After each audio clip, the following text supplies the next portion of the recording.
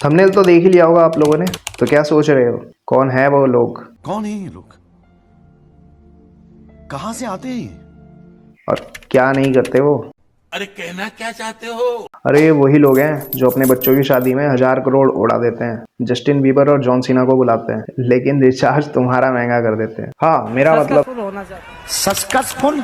और ये क्या नहीं करते, ये लोग सेल्फ पिटी नहीं करते दोस्तों। बताऊंगा सेल्फ पिटी होता क्या है। पहले ये सेंटेंस सुनो आप, मेरे साथ ही हमेशा बुरा क्यों होता है, बाकी सबकी लाइफ में तो मजे हैं। लोग क्यों नहीं समझते कि मेरी लाइफ कितनी प्रॉब्लम से भरी है। मैंने दूसरों से ज्यादा बुरा और हार्ड टाइम फेस किया है। मैं कितनी ही मेहनत कर लूं लेकिन मुझे कभी भी वो नहीं मिला जो मैं डिजर्व करता हूँ। हमेशा एंड में आकर ही मैं हार जाता हूँ। मैं भी चाहता हूँ कि घूमूं फिरूं, मजे करूं, ऐश करूं, लेकिन कभी भी मुझे ब्रेक ही नहीं मिलता यार। अगर आप इनमें से एक भी सेंटेंस अपनी डेली लाइफ में बोलते हैं दोस्तों, तो आप बहुत ही बुरी मुसीबत में फंसने वाले हैं, जो है खुद को कमजोर समझना या फिर सेल्फ पिटी। चलो एक कहानी से समझते हैं। ये बात है जब जैक की माँ अपने बच्चे के एक्सीडेंट को रोज बार बार याद करती रहती कि कैसे 9 साल के छोटे जैक का स्कूल बस के साथ एक्सीडेंट हो गया था और उसकी दोनों टांगें टूट गई। एक माँ के लिए अपने बच्चे को व्हील चेयर पर देखना बहुत ही दुख और असहनीय बात है, लेकिन पता है क्या है, इससे भी ज्यादा सैड बात यह है कि वो इसके लिए खुद को जिम्मेदार मानती थी। वो इस गिल्ट में जी रही थी कि काश वो अपने बच्चे के पास उस एक्सीडेंट के टाइम पर मौजूद होती,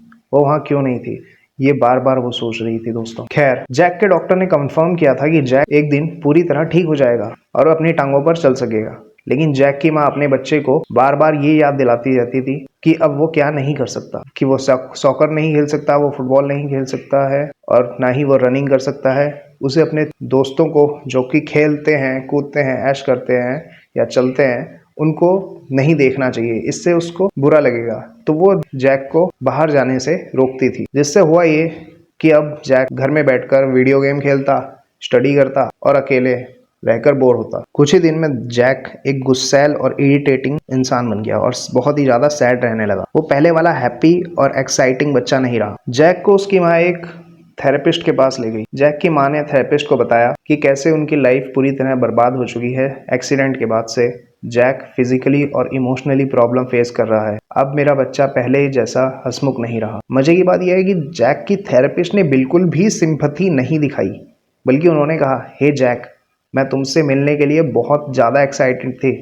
तुम वही हो ना जिसने एक बड़ी सी स्कूल बस को हरा दिया था। मुझे बताओ जैक, तुमने ये कैसे किया? एक पूरी स्कूल बस को डिफीट कर दिया, वो भी सिर्फ अपनी कुछ हड्डियां ब्रेक करवा कर। यस, एक्सीडेंट के बाद आज जैक पहली बार मुस्कुराया था, बिकॉज अभी तक उसे जो लोग सिर्फ यही बताने में लगे हुए थे कि वो क्या नहीं कर सकता, अब उसकी टांगें टूट गई, अब वो भाग नहीं सकता और उसकी लाइफ बर्बाद हो जाएगी, लेकिन पहली बार किसी ने उसे एहसास दिलाया कि वो अभी भी कुछ कर सकता है, वो हिम्मत वाला है। उसने अपनी थेरेपिस्ट को थैंक यू बोला और थेरेपिस्ट के साथ मिलकर एक बुक भी लिखी। इसका नाम था how to beat I school bus. Jack school जाने लगा और उसकी माँ और जैक ने सभी टीचर्स को और फ्रेंड्स को खुद पर तरस खाने के बजाय खुद को एक टफ इंसान बनने के लिए इंस्पायर किया।